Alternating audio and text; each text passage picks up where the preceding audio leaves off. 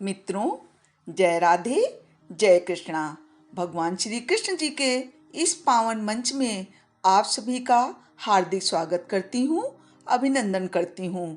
मित्रों, श्रीमद् भगवद गीता भगवान श्री कृष्ण जी द्वारा कुरुक्षेत्र के मैदान में अर्जुन के लिए दिया गया वह अमूल्य संदेश है, जिसे आत्मसात करके आज भी कोई भी प्राणी अपने जीवन की सभी समस्याओं, सभी उलझनों, सभी प्रकार के दुखों से मुक्त हो सकता है और अनवरत नियमित यदि लगातार अध्ययन, अनुशीलन और पालन करता है तो वो निश्चित इस जीवन में सुख शांति पूर्वक रहते हुए एक सन्यासी वैरागी की भांति अपना जीवन बिताते हुए एक दिन ऐसा उसे महसूस होने लगेगा कि वो परमानंद की प्राप्ति की ओर अग्रसर हो रहा है। मित्रों, यह गीता ज्ञान जैसा कि नाम से ही विदित होता है कि ऐसा गीत जो भगवान श्री कृष्ण ने स्वयं गाया है, तो जिसे प्रभु जी ने गाया है तो उस संदेश में कितनी शक्ति होगी और कितनी ताकत होगी, इसका अंदाजा तो आप लगा ही सकते हैं। गीता ज्ञान इतना पावन है कि आप इसके श्रवण मात्र से ही बहुत से संकटों से मुक्त हो सकते हैं।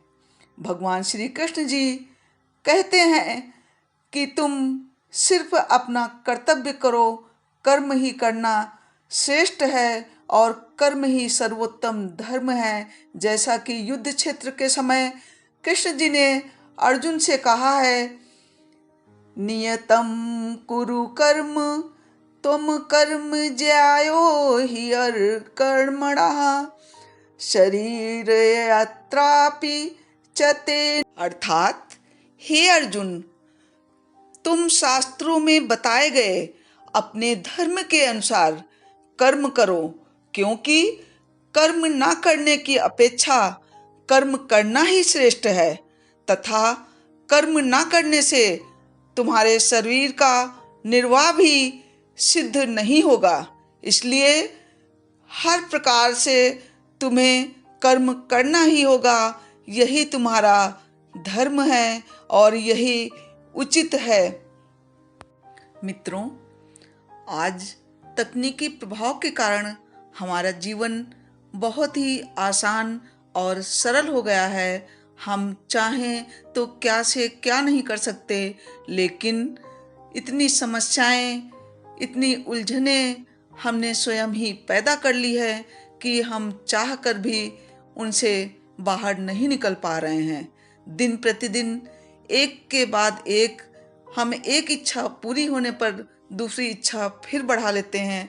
तो इस बात को हम गीता से जोड़ते हुए आपको बताते हैं कि भगवान श्री कृष्ण जी कहते हैं कि यदि हम अपने मन को नियंत्रित नहीं रखते हैं, संयम में नहीं रखते हैं, अगर एक के बाद एक इच्छाएं आप बढ़ाते चले जाएंगे तो आप कितनी भी मेहनत कर लें, आप कभी संतुष्ट नहीं रह सकते।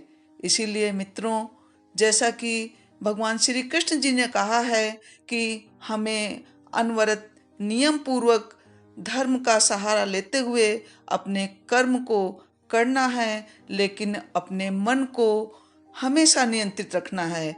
ये मन रूपी घोड़े की लगाम हमेशा हमें अपने हाथ में रखनी है।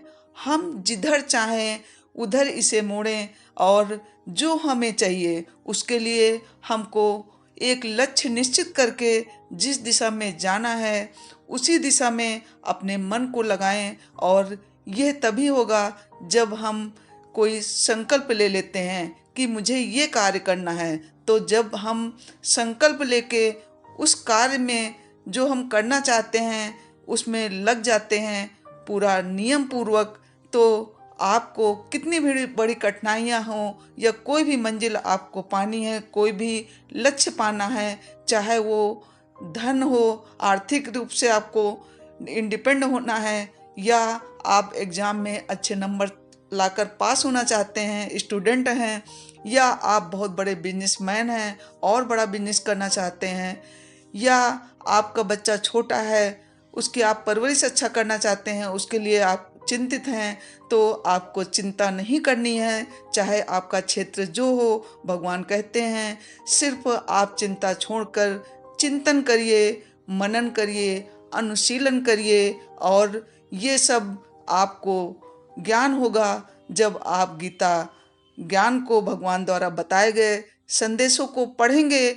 आत्मसात करेंगे, अपने जीवन में उनका पालन करेंगे, तो निश्चित ही आपको अनुभव होगा कि कई हजार वर्ष पूर्व जो भगवान श्री कृष्ण ने अपने दिव्य ज्ञान को अपने मुख से उच्चारित किया था, उसका प्रभाव आज भी अत्यंत प्रभावशाली है, अत्यंत महत्वपूर्ण है हमारे जीवन के लिए। और यदि हम इसका पालन करते हैं तो आप निश्चित ही कितनी भी बड़ी समस्या हो, एक दिन ऐसा आएगा कि आप उससे उबर जाएंगे और जो मंजिल आप पाना चाहते हैं वो आपको अवश्य मिलेगी।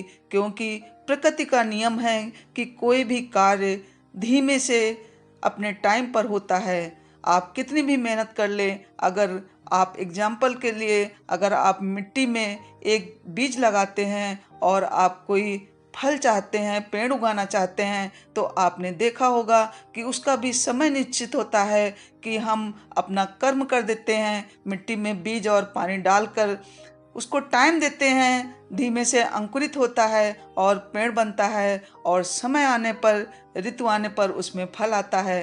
तो हम देख सकते हैं कि जब एक प्रकृति अपने टाइम से हर कार्य करती है तो हमको भी इंतजार करना होगा, धैर्य रखना होगा। जिस मनुष्य के पास भगवान कहते हैं धैर्य है, सहनशीलता है, लोभ नहीं है वस्तु का या व्यक्ति का, और इसके साथ साथ यदि आप क्रोध नहीं करते हैं तो आपकी विजय निश्चित है, चाहे वो जो क्षेत्र हो। लेकिन बस आपको कर्म अवश्य करना है। और भगवान श्री कृष्ण जी गीता में कहते हैं यद यदाचरति श्रेष्ठ तथा देवोतरो जना स यत् प्रमाणम कुरुते लोकस्तदनुवर्तते। अर्थात श्रेष्ठ पुरुष जैसा आचरण करते हैं, सामान्य पुरुष भी वैसा ही आचरण करने लगते हैं। श्रेष्ठ पुरुष जिस कर्म को करते हैं, अन्य समाज के पुरुष भी, अन्य व्यक्ति भी उस व्यक्ति को आदर्श मानकर उसका अनुसरण करने लगते हैं, अनुशीलन करने लगते हैं। इसलिए हमें हमेशा मर्यादा में रहकर धर्म पूर्वक अपने श्रेष्ठ कर्म को करना चाहिए, और कर्म ही अच्छा, कर्म ही सर्वोत्तम कर्म है। और भगवान श्री कृष्ण जी कहते हैं आप इस बात का हमेशा ध्यान रखिए कि जो आप कर्म करते हैं उसमें आपकी आसक्ति नहीं होनी चाहिए और फल की इच्छा से रहित होना चाहिए।